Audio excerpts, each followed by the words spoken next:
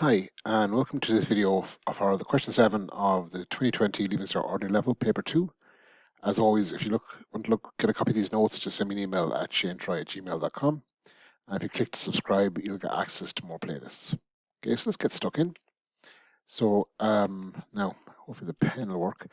So this question is trigonometry/geometry. Whole pile of words here. Normally, I'd suggest you kind of look to see what you can find out before you even read it. There's one big triangle here, okay, and inside there's a right angle triangle and another right angle triangle, and then the larger non-right angle triangle. If I can see anything offhand, I do know that this here, 45 and 30 is going to add to give 75. Take that from 180, that's going to be 105. Now I know from doing the question that's what's asked later on, but let's go through now. And I would normally actually mark on there 105. Even if you did no more, that's probably going to get marks at different points because you've written something relevant on the diagram. It just depends on which part and the marking scheme. So it says a vertical mobile phone mast. Now it gives the height DC. So this doesn't look realistic, but it's just a diagram of it. That's a mobile phone mast and has a height of H. Now secured with two cables. Okay, this one, the cable AC, they're calling it X. And then it has the other cable, calling it Y, but it's from B to C on the bigger triangle. And the angle of elevation to the top of the mast from A, okay, so the angle from the ground up is 30 degrees, on the far side from the ground up is 45. Now it's worth taking time to read through this and get a feel for the diagram. This is a long question worth a lot of marks. And if you understand the diagram, you have a much better chance of being successful. Now, then part 1, which is worth 10 marks, that's a chunk. Explain why the angle BCA. Now, when you see this coding, okay, simply means the middle letter is what you're looking for. So the angle, if they start here, B2C to A, it means this angle. Now, we've already written down what the angle is, but they ask us to prove that. So if I remember the fact that 180 degrees equals the sum of all the angles, okay, well then 180 degrees should be equal to 30 plus 45 plus the angle BCA. Now this is an equation of one unknown, so I can solve this. Bring these two to the far side, okay, you're going to end up with 180 take 30 take 45, and that equals the angle BCA. Now do the math on that. That's 105 degrees equals the angle BCA. Job done. Okay. Now on the next page, I have the answer done out, just so you know. If you want to copy these notes, as I said, make sure you send me an email at shanetroy@gmail.com. Now if I go back, okay, so look, in a sense, I've written on this, and it shouldn't be overly dry, okay, so that I don't ruin the diagram. Now I'm lucky in that I can get rid of stuff, okay, but obviously if you're doing that in the exam, you can't. Now it says in part 2, which is worth 10 marks as well, but the 10C grading scale, so you have more chance to get a low partial or a high partial. The horizontal distance from A to B is 100 meters. Now that doesn't seem to be given, okay, so this is 100 meters. Now even by writing that there, I'm showing the examiners, I recognize that's what they're talking about. Use the triangle ABC to find the length of Y. Okay, so you're told to use the big triangle, okay, and you're finding this length over here. Now the bigger triangle is a non-right angle triangle, so the trigonometric ratio of sine cos tan won't work. And Pythagoras' theorem will be no help to you here. Even if it was right angled, you only have one side. But more importantly, Pythagoras' theorem doesn't work with non-right angle triangles. Okay, so you're kind of left with either the sine rule or the cosine rule. Now, I prefer the sine rule. I don't know why, but I'm going to try that first. So with the sine rule, if you know an angle and corresponding side, you can relate that to another angle and its corresponding side. So I have an angle. Now I'm looking for the corresponding side. So if I call that angle A, that's 30, and then little a is I don't know. That's my y value. That's what I'm looking for. Now I need to be able to compare that to another angle and its side. So this is the obvious choice. If I chose 45, I don't know the x value. So I would have two unknowns. I couldn't use the sine rule. But if I cop that I do have this angle and I do have this side, okay, so the angle B is going to be 105. The side B is going to be 100. Now, if I fill in my formula, okay, so I can call that A or X or question mark, doesn't matter. Sine of 30 is equal to 105 over sine of, sorry, damn it, it's 100 over, so 100 over sine 105. So again, this is an equation of one unknown. So I'm solving for this. Now I'll go to the next page because it's prettier. Okay, so that's where we left off. Now, in this case, I can bring the sine 30 across. When it goes across the equal, it's going to change operator. Now, at the moment it's being divided. If it moves to the far side, it's going to multiply by everything on the far side. And that's what I'm expressing over here. However I express it, as long as I know what's happening, I can put that through my calculator.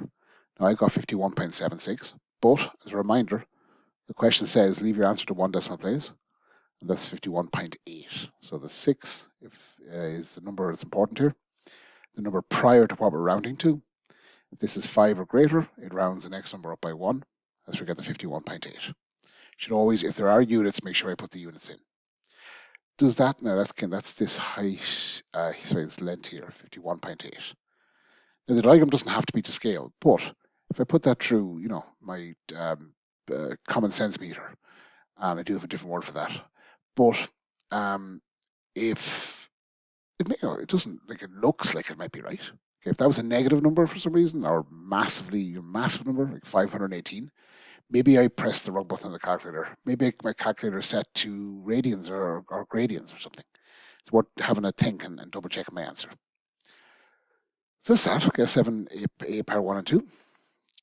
Now 7a power 3 says use your answer from part A2 or otherwise, okay, to find the value of h and the value of x. Give your answers correct to one decimal place. Okay. Now I'm going to go to the next page, okay, because I have the workings done out and I have a diagram brought in. But it's always worth trying this yourself. Okay, look back at the diagram on the previous page, okay, and just try it. Okay. Again, there's a hint here. There are different triangles, 3 of them. 1 is non-right angled, but 2 are right angled. Okay. So make sure you can pause and just try it. Now, if you've tried it and have been successful, great. Okay, you may have a different method. There's more than one strategy to solve these problems, but I'm using this slide just so I can put the diagram in. So if you recall, okay, we know the 51.8. We found that in part A2. Now we do know the bottom length from A to B is 100, but I don't have space to fit it in, and it's not necessarily relevant here because we're looking at the smaller triangles. We're looking first of all to find h. Okay. Now, if I take either triangle, I've taken this one over here, okay, and I'm basically focused on that triangle. Now, excuse my bad drawing. That's 45, that's 51.8, and we're looking for this side here. And it is right angled. We're told that. Now, if I kind of use my logic, I could go down the path of Pythagoras' theorem and go, can that work? Now, it's a right angle triangle, so it can work, but I only have one of the 3 sides. I need 2 of them to be able to find the missing side. So that's not going to work. So it comes down then to your trig ratios, depending on the mnemonic you have for remembering it. Okay, SOHCAHTOA does the job. And if I know an angle, the opposite side, and the hypotenuse, if I know 2 of those 3 things, I can find the missing thing. And the same goes for cosine and tan. So I have the angle. This is where the labeling is important. If this is the angle I'm focused on, this question mark is called the opposite because it's the side opposite the angle I'm focused on. The longest side, or the side across the angle, is always the hypotenuse, and then the other one here is the adjacent. Okay, so once I have that, if I look at my formulas, I always start with sine personally. I go, well, I have the angle, I'm looking for the opposite, I have the hypotenuse. So I do have 2 of the 3 things. The thing I don't have is what I'm looking for. So I write out my formula. put my numbers in, so 45 instead of A, 51.8 instead of the hypotenuse. Now, unfortunately, this is confusing in a sense. I'm using H because that's what the question uses, but that's not the hypotenuse. That H does not stand for what's the hypotenuse. I am looking for that H though. So if I bring the 51.8 across, it's divided on the right, goes across to the far side, it multiplies by everything on the far side. In this case, that just happens to be sine 45. So do that job. I got 36.6. I think I've rounded that. I'm not sure. I can't remember actually. It already looks like it's rounded. So I'll assume that I just rounded to give the answer there. Now I know that this is 36.6. Then the question says, okay, find the length of the cable X, okay, which is this one here. Now, like you could use like the sine rule or something here. Yeah, I totally could. Okay. I'm not going to. I personally prefer the trig ratios, but I know not everybody does. So I'm focused on this other triangle. Okay. If I was using the sine rule, I could focus on the bigger triangle. I'm not prohibited from doing that. It doesn't say use, it doesn't give any direction, whether I have to. But this hypotenuse is what I'm looking for. I know that this is 36.6, and this angle here is 30. So again, if this is my angle, this is my opposite. My hypotenuse is always across from the right angle or the longest side, leaving the other side here as my adjacent. So if I try my three formulas again, okay, now let's get rid of some of the fluff here. So in terms of problem solving, I have the angle, I have the opposite, and this time I don't have the hypotenuse, but it is what I'm looking for. So sine looks like it'll work again, so I write out my formula, put my numbers in, 30 instead of the angle, and 36.6 instead of opposite. Now, this is a little bit harder in terms of the algebra, but, and I didn't put it all in, I want x and so on. Okay, so I'm going to bring the x to the far side. Okay, and that's divided on the right to become multiplied on the left. I'm using two different x's, but the multiplication symbol is the one in the middle. Now that's equal to 36.6. Now again, I want x and so on, so the sine 30 needs to move. It's multiplied on the left. When it comes across to the right, it becomes divided. And I've tried to represent that there. Put it through my calculator. Okay, I got 73.2. May have rounded, I don't remember. And that's meters. Okay, happy days. So we'll move on. Now it says here in part 7b, okay, the two cables to secure the masts cost 25 per meter. The mast itself costs 580. Okay, and remember what we have here. We have a big mast, and we have a guideline and a guideline. Okay, and this was Y, this was X, and this was H. So if I know the lengths of all three of those things, okay, I can work out the cost of it. It says that VAT at 23% is added in each case. Okay, now I can apply VAT to the end result. So simply put, if I use real simple numbers, okay, if I said that was 10 and 12 and whatever, well, if that's 25 per meter, that's going to be 10 times 25 plus 12 times 25 plus the mast, which is 580.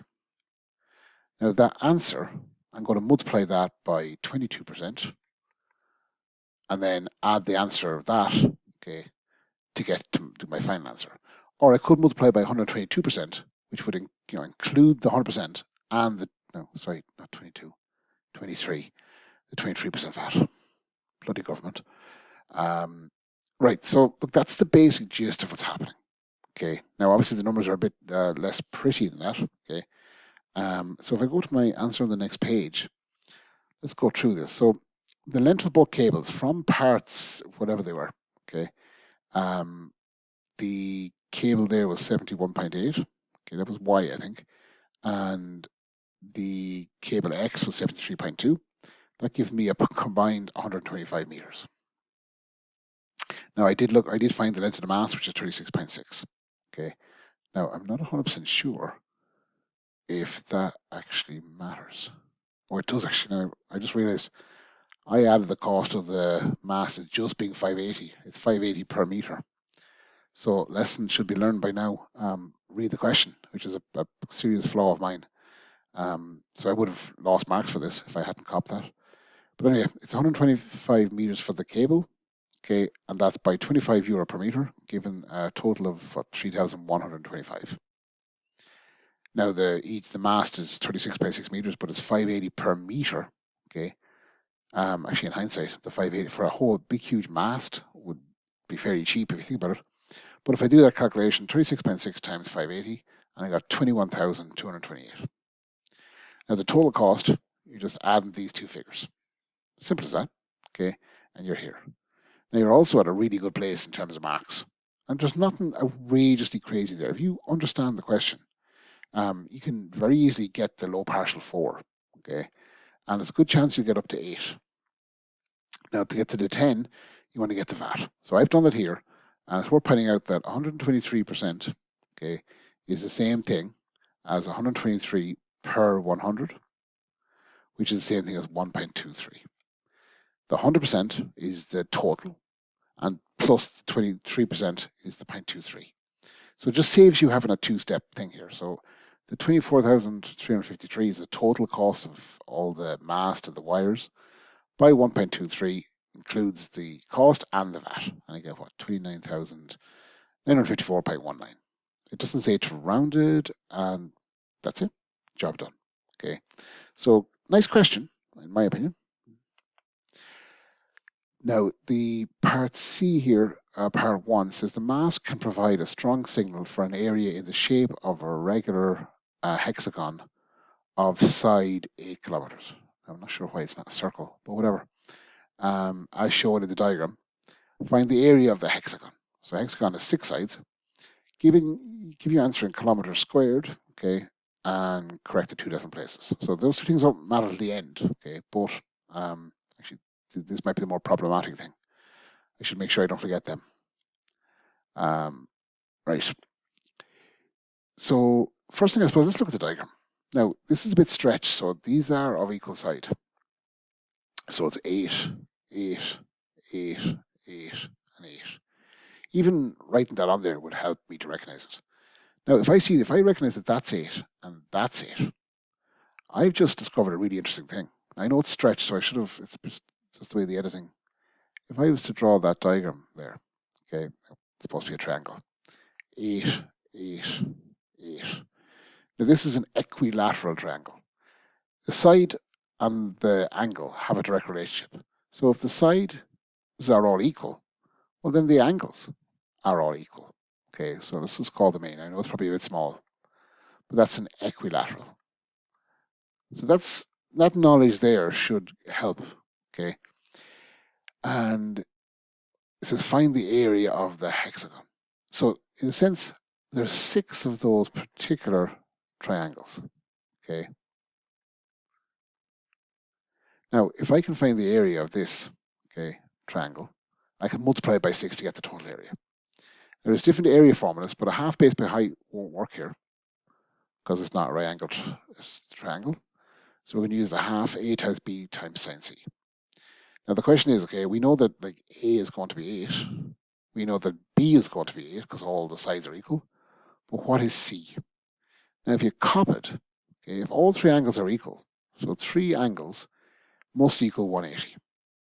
Now algebra, bring the 3 across. It divides in, so 180 divided by 3, that's equal to 60. Okay. Now if you cop that, that means that angle C is equal to 60. So if I go to my answer, okay, here's my formula, there's my inputs, put them in. Now I'm multiplying by 6 here because there are 6 triangles, and this, when I put this entire calculation through my calculator, should go straight to my answer, okay, and that should, actually there is no problem with the km. It's going to be kilometers squared, okay, and 2 decimal places, it's currently 3, so the 6 is what matters.